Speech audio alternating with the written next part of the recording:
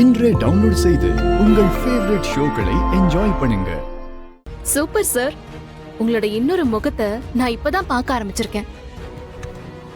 இவ்ளோ நாளா மித்ரா உங்களுக்கு தெரியாம தான் இந்த வேலையெல்லாம் பண்ணிட்டு இருக்கான்னு நினைச்சிட்டு இருந்தேன். இப்பதான் உண்மை என்னன்னு புரிஞ்சுக்கிட்டேன். நீங்க இப்படி பேசுறது உண்மையிலேயே எனக்கு ஷாக்கிங்கா தான் இருக்கு சார். இதுல ஷாக் ஆகிறதுக்கு ஒண்ணுமே இல்ல பாரதி. மித்ரா என்னோட தங்கச்சி. அவளுக்கு என்ன பிடிச்சிருக்கோ அதை மட்டும்தான் நான் செய்வேன். சார், பிடிச்சத செய்வேன்னு சொல்லிட்டு தப்பு பண்றீங்களே சார். உங்க தங்கச்சி தப்பு பண்றான்னு தெரிஞ்சும் ஒரு தட்டி கேக்குற அண்ணனா இல்லாம தட்டி கொடுத்து தப்பு பண்ண வைக்கிற அண்ணன் நீங்கன்னு எனக்கு இப்பதான் புரிஞ்சுது.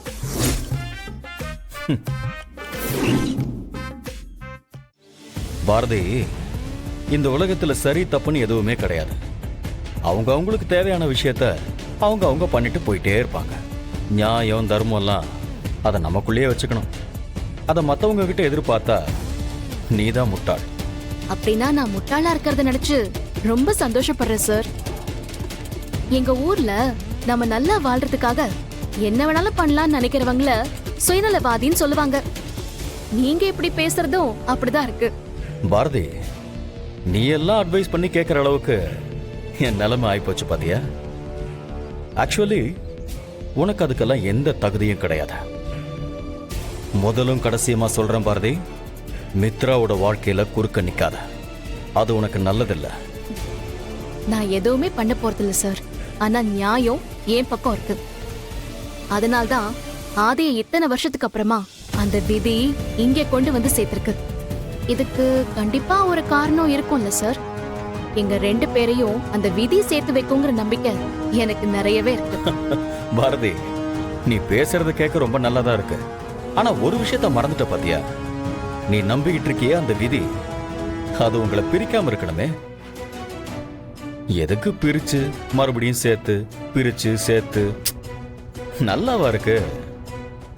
கூட்டி கழிச்சு பாரு பாரதி, கணக்கு தப்பாதான் வரும். என்ன பாரதி, டிராமா பண்றியா? இப்ப சொல்றேன் கேட்டுக்கோ. உன்னோட வாழ்க்கையில ஆதியோட சாப்டர் க்ளோஸ். புரியல? முடிஞ்சு போச்சுன்னு சொல்றேன். ஒருவேளை நீ சொல்ற மாதிரி அந்த விதி மறுபடியும் உங்களை சேர்த்து வச்சா கூட ஒர்க் அவுட் ஆகாது. அதுக்கு நான் விடவும் மாட்டேன் பாரதி. நான் என்ன சொல்றேன்னு புரியுதா உனக்கு? புரியணும். புரியலன்னா நான் புரிய வைப்பேன். வா மித்ரா, இவ கூடலாம் என்ன பேச்சு?